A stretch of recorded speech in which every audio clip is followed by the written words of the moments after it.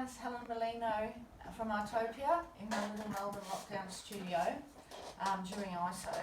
I've been making a series of sculptures while I've got the time, and I'll be releasing some really new workshops when we do open up eventually. In the meantime, I'm going to make a few little instructional videos to show you a few things that might help you with your mosaic work. So what I'm going to do in this little video is show you how to use coloured adhesive. And you can see on my Egyptian cat here that I've used a very textural coating, and I'm calling this my crystal crush coating. And it's a combination of all these different materials, crystals, obsidian and beads and black tourmaline and also black glass. So I don't want to do the traditional way of mosaicing with glue and then grout.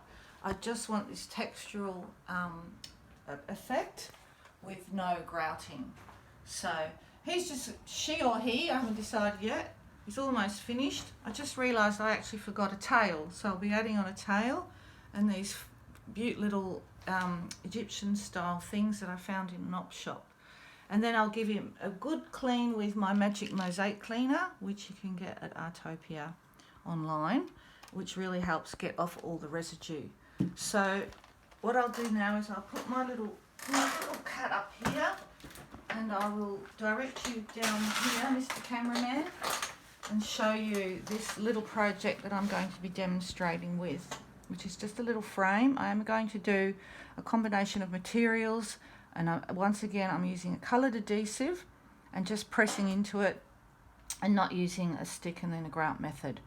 So the first thing we have to do is mix up our coloured adhesive and put it into a piping bag, and that's the way we work. So I have my adhesive already mixed.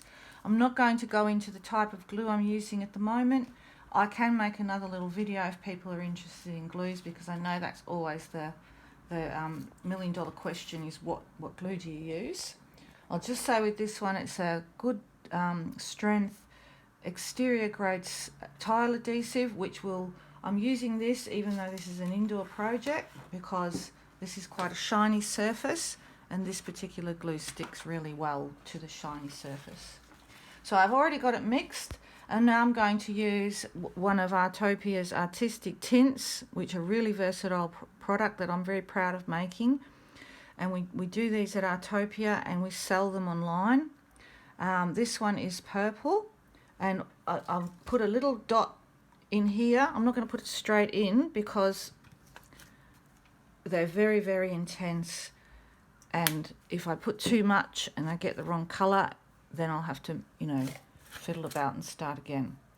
So what I'm going to do is just dip my stick in this intense adhesive and just add a tiny little drop at a time into my glue and give it a mix until I get the colour that I'm after. So that's still a little bit pale, but if you did want a pastel shade, sometimes that's all you need, just a tiny little dot like that.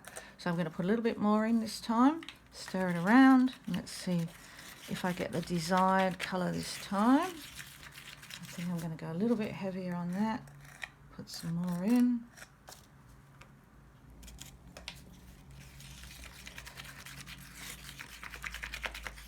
I'm getting a nice bluey purpley colour there, which I think is what I want for my frame. Oops, that was clever.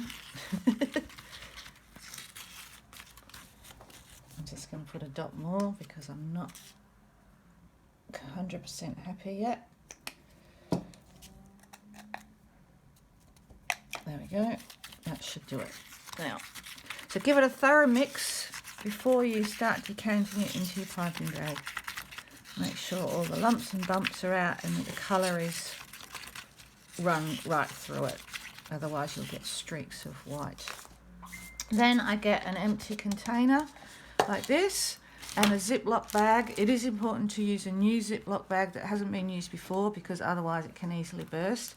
And I know if any of you have ordered anything online from Artopia before, you've probably got a whole lot of eclectic packaging because we're really into recycling, but unfortunately I haven't come up with a more environmentally friendly way of doing this yet. So we do have to use a new plastic bag, unfortunately, but it does work well.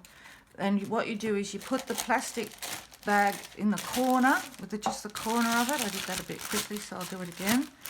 Just the one corner into that container and put it over the edge. So what you've got here is a little well, which is easy to fill. We're just filling into that one corner of your Ziploc. So you scrape it all out, plop it all in.